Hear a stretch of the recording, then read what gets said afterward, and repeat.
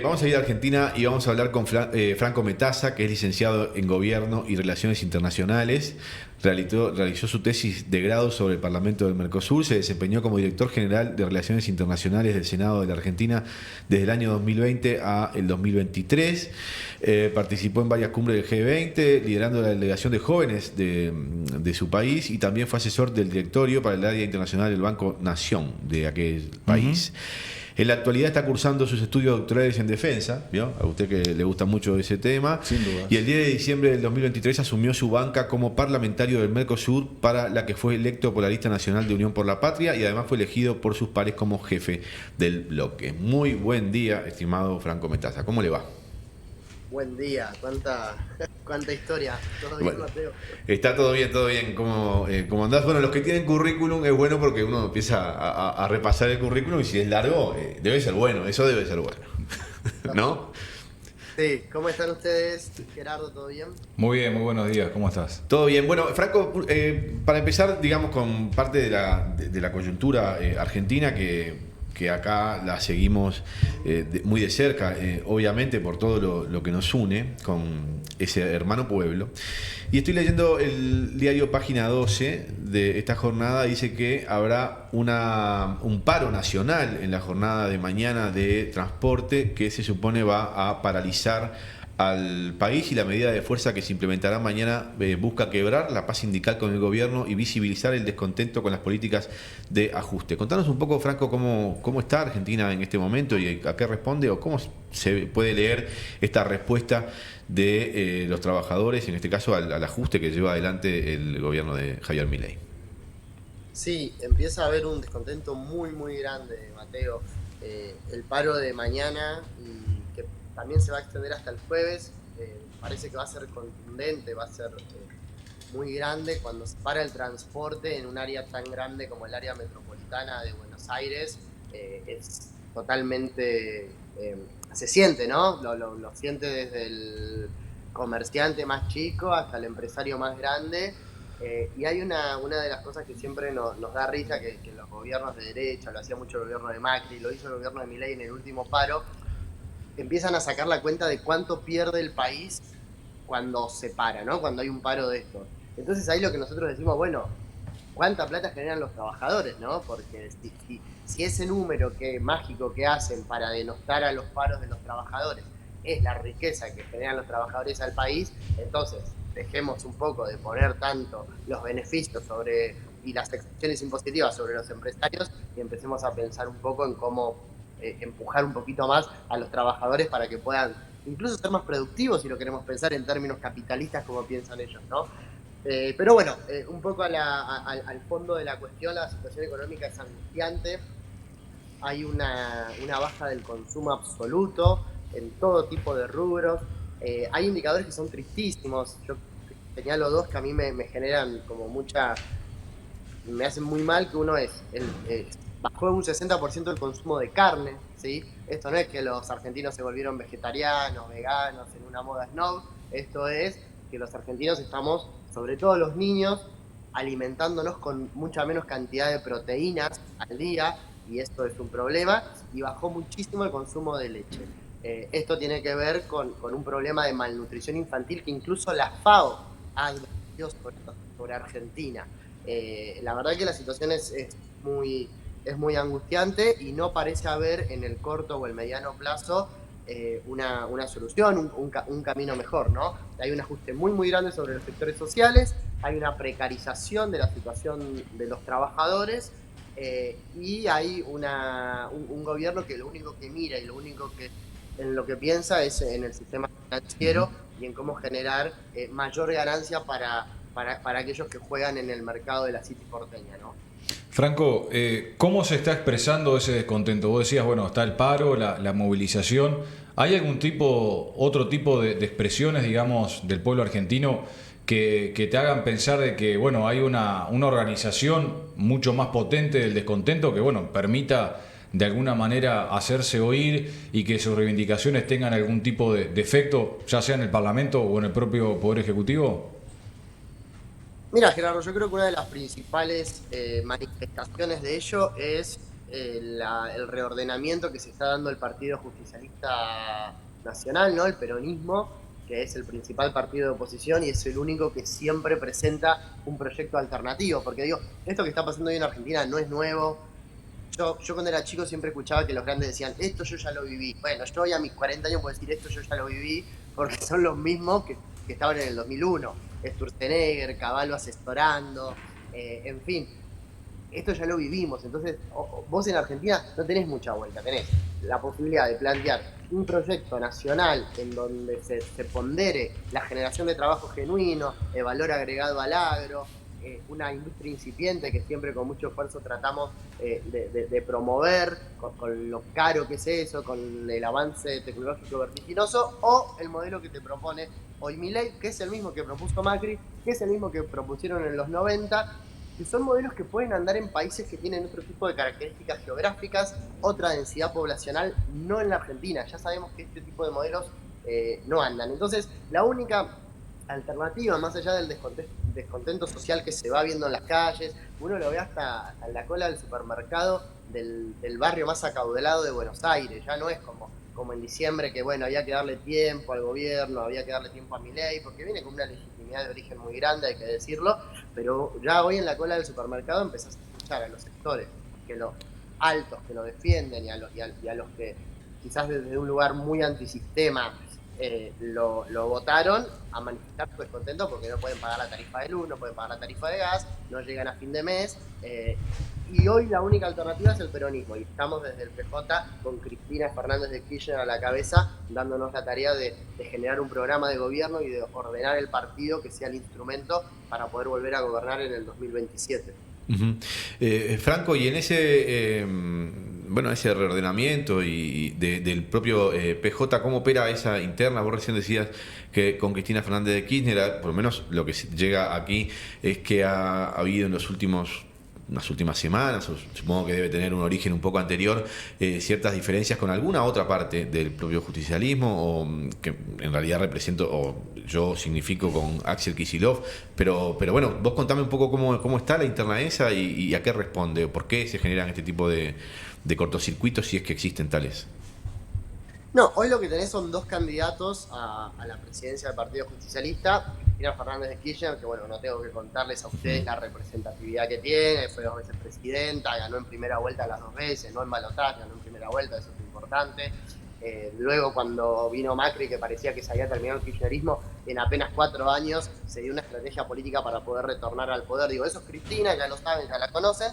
Y por otro lado, Quintela, que es el gobernador de La Rioja, que es un buen gobernador y viene haciendo un buen gobierno.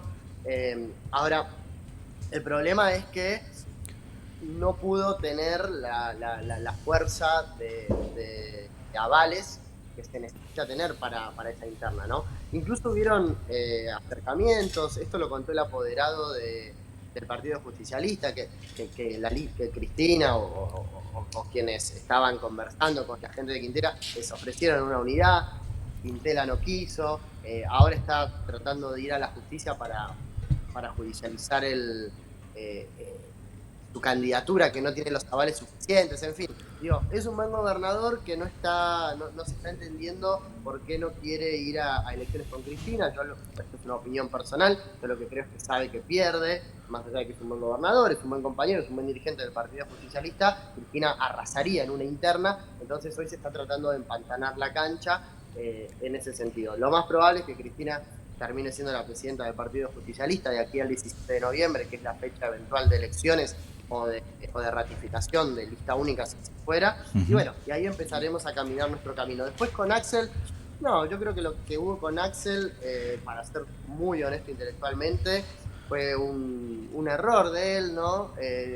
Yo creo que antes de que se adelantó en los tiempos políticos, él es el gobernador de la provincia de Buenos Aires y tiene la obligación de gobernar hasta el 2027, y cualquier persona que quiera tener una proyección política en el país, como evidentemente Axel tiene, teniendo una responsabilidad institucional, yo creo que debe ocuparse de tener la mejor gestión, de ser el mejor gobernador de la provincia de Buenos Aires que pueda ser, porque el contexto del país es muy difícil. Y quizás se adelantó un poquito en los tiempos, y algunos alrededor le han hecho creer que era presidenciable, antes de ver cómo se jugaban todas las cartas, ¿no? Y cuando vos pertenecés a a un proyecto político grande, colectivo, con una conducción tan clara como la de Cristina, que en términos históricos va a ser equiponente a la de Perón en los años 50, bueno, es muy difícil jugar solo, ¿no? Como que la política se juega en equipo, solo no se juega nada. Me parece que hubo ahí quizás un error que para mí está muy a tiempo de subsanar y seguramente nos encontrará a todos juntos caminando por la misma gran avenida para reconstruir la Argentina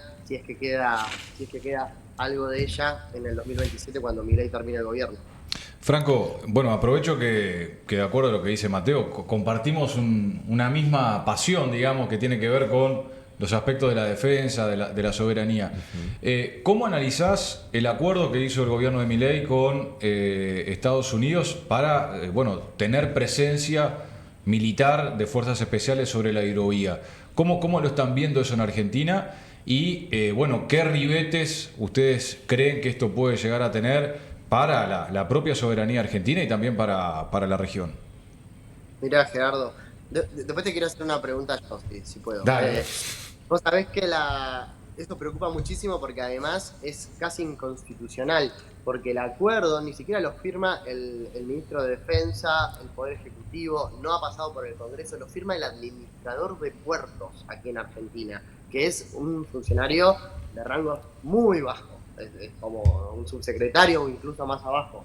Es gravísima la situación, es algo que debería haber pasado por el Congreso, que no pasó. Habíamos hecho pedidos de acceso a la información pública, pasa que es un gobierno que desconoce mucho la institucionalidad, ¿no? Es un gobierno que hace lo que quiere y bueno, todavía lamentablemente tiene plafón para ello, quizás por la legitimidad de origen, quizás por lo histriónico del presidente. Yo creo que eso en algún momento va a mermar, pero estamos muy muy preocupados por esa injerencia. Y esa es una de las tantas piezas de movimientos geopolíticos riesgosos, como lo llamo yo, que ponen no solo a la Argentina, sino a la región en riesgo. Yo presenté un proyecto en el Parlasur que va a ser tratado en la próxima sesión, en donde le pedimos al Consejo del Mercado Común que declare al Mercosur como región de paz y nos declaremos todos los países del Mercosur neutrales ante cualquier conflicto bélico extracontinental. Porque lo que observamos son alianzas con la OTAN. Hoy nuestro país, la Argentina, espantosamente le está vendiendo pólvora y armas a Ucrania. Quieren trasladar la embajada argentina ante Israel, que está en Tel Aviv, como el 98% de los países del mundo la tienen, la quieren trasladar a Jerusalén, que es el meollo de un conflicto que sabemos que está recrudeciendo y calentándose cada vez más.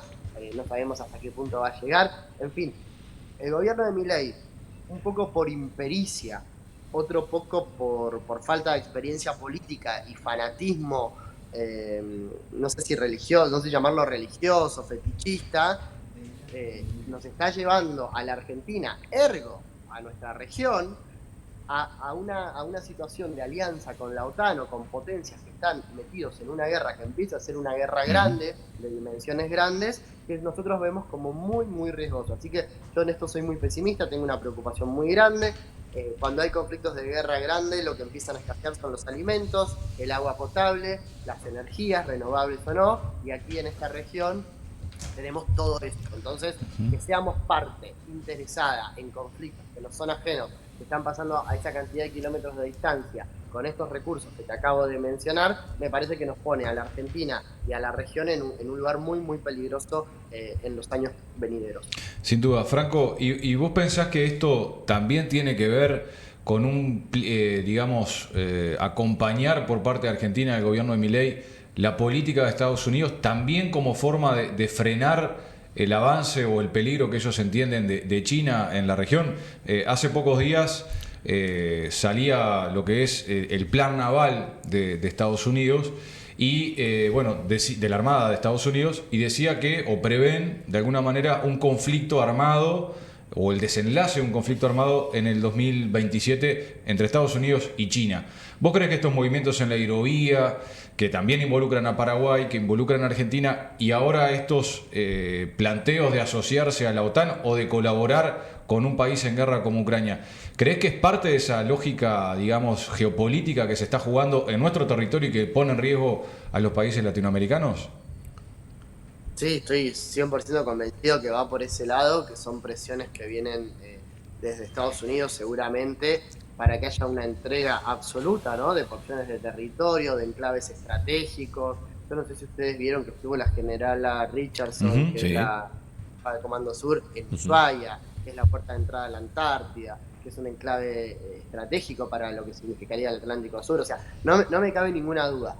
Quizás en lo que difiero con vos vos igual lo comentabas como un trascendido, ¿no? Pero digo, yo no veo en China una vocación belicista, ¿no? Me da la sensación de que tiene otro nivel de aspiración como hegemón global. Lo demostró en la pandemia, ¿no? Yo siempre decía que China inauguró una categoría nueva en la pandemia, que es el hegemón solidario, uno de los pocos países que en vez de estar pirateando barcos con barbijos o respiradores, estaba viendo cómo tender redes de cooperación internacional, incluso a latitudes a las que no tenía influencia, incluso con países con los que no tenía afinidad política. Digo, en China no veo eso, y no soy un sinólogo ni un fanático de China, por el contrario, soy un tipo mucho más pragmático que adentro del peronismo plantea que tenemos que tener una relación con Estados Unidos interesante, inteligente. Pero no, en eso no me preocupa el rol de China. Sí es claro que Milei le está entregando a Estados Unidos incluso más de lo que le pide, pensando en un escenario de ese talante. Otra cosa tiene que ver, bueno, estábamos hablando del papel de Estados Unidos, de la OTAN aquí en el Atlántico Sur, con la posición que tiene el gobierno argentino actual, o sea, Javier Milei, con respecto a las Islas Malvinas. Incluso hace muy poco tiempo hubo un conflicto, vos nos contarás bien cómo se ha ido desarrollando. Con un comunicado después de una reunión que tuvo la canciller de Argentina, Diana Mondino, con el vicepresidente del Comité Internacional de la Cruz Roja, donde llamó a las Islas Malvinas Islas Falkland. Y usted sabe que eso no es un desliz, ¿no?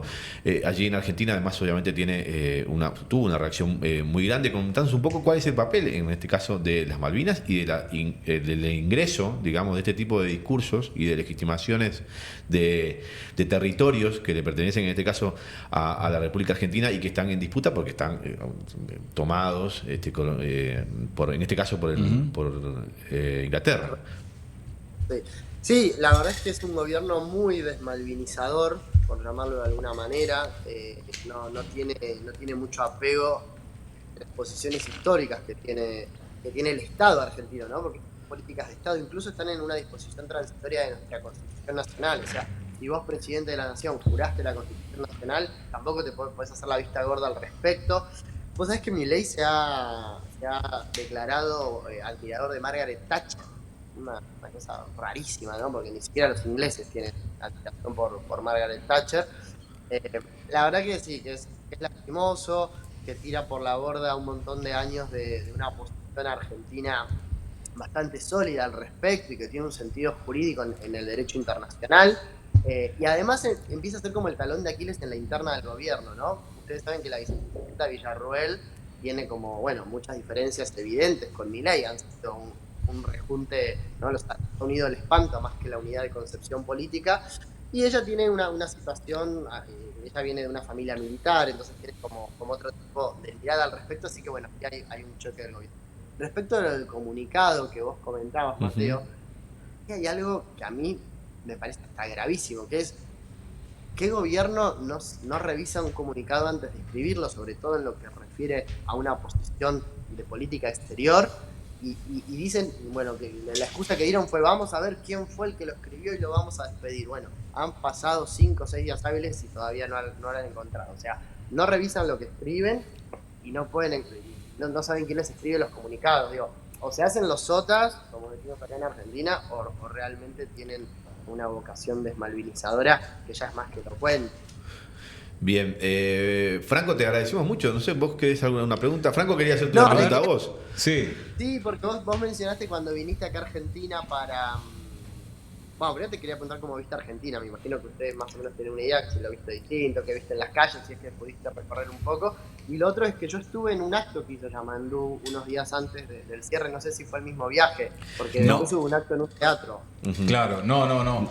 Yo estuve en una charla que dio Yamandu Orsi. Estuvo cumpliendo labores periodísticas, Claro, hay que decirlo. claro, No fue parte de la delegación. No, claro, no fui con la delegación de Orsi, sino que fui como parte de la delegación periodística a nombre de Caras y Caretas, para cubrir la actividad en donde, bueno, Yamandu Orsi habló con una congregación de empresarios argentinos, uruguayos, que bueno, están haciendo inversiones en los dos lados, ¿no? Entonces, bueno, un poco la preocupación de los empresarios era qué iba a pasar si ganaba el Frente Amplio, si iba a garantizar inversiones, bueno, preguntas también de tono político, bueno, por ejemplo, qué pensaba Orsi sobre Venezuela, ¿no? Que no tiene mucho que ver con un relacionamiento comercial entre Argentina y Uruguay, pero esas cosas también estuvieron.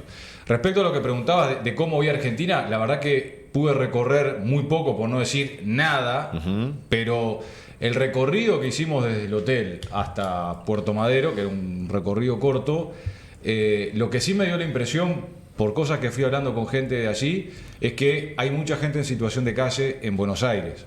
Eso es lo que nos han transmitido personas que bueno, estaban ahí, que fuimos comentando y preguntando acerca de cómo estaban viviendo la situación en Argentina y esta crisis económica. Nosotros, claro, por tener una cercanía con Argentina tan grande desde el punto de vista territorial, pero también desde el punto de vista simbólico, cultural, siempre llegan las noticias de Argentina, no siempre de los grandes medios de comunicación, ¿no? No. De repente te llega más por el uruguayo que cruza al otro lado en Concordia, que va a hacer unos mandaditos, que vuelve, que va a visitar a algún familiar, pero la impresión desde Uruguay es que la situación económica realmente es muy complicada. Bueno, hay un indicador que para nosotros es importante, que es la gente que viajó, por ejemplo, para las elecciones del último domingo. Y acá vinieron bastantes, ¿no? Sí. De personas que vinieron desde Argentina a votar acá. Claro, pero que también nos mencionaba, porque estuve en contacto con muchos de ellos, de que mucha gente no pudo venir a votar porque no tenía plata. Porque ni siquiera subvencionada el pasaje podía venir porque no tenían plata. Y esa es la realidad que mucha gente nos cuenta. Sí, no les quiero sacar minutos al cierre de ustedes, pero lo que mencionás, la cantidad de gente en situación de calle ha crecido, pero abismalmente. En Buenos Aires siempre ha habido gente en situación de calle, pero es cada vez más, son familias enteras. El otro día pasaba acá a 2 cuadras y había una familia que tenía un televisor, una licuadora, un portarretratos, unos adornitos. Yo decía, hace una semana estaban en un departamento. Realmente, porque tenían enseres de una casa, de un hogar, ¿no? La verdad que la situación es realmente angustiante y empieza a haber una situación de indigencia muy, muy grande. De hecho, los números son comparables a los previos a la crisis de 2001 y se han disparado en apenas 10 meses de gobierno de manera abismal, sobre todo en los niveles más bajos, ¿no? Como que empieza a haber cada vez una diferencia mayor entre los que más tienen y los que menos tienen. Que claramente se puede permitir. Bien, bueno, Franco, esperemos que se logre organizar el descontento de la mejor forma posible, que se haga con toda la unidad posible, unidad política, unidad social, para lograr los cambios que necesita Argentina. Y claramente estás invitado aquí, a la mesa de Pasaron El Cosas 24, cuando vengas. voy a estar, si me queda un par de días más, les aviso. Excelente. Bueno, dale, vamos arriba. Bueno, entonces. un Dale. gran abrazo, Franco. Franco Metaza estuvo aquí en la mañana de Pasaron Cosas desde Argentina y nosotros Vamos a una pausa, si te parece. vamos a una pausa y seguimos unos minutos más.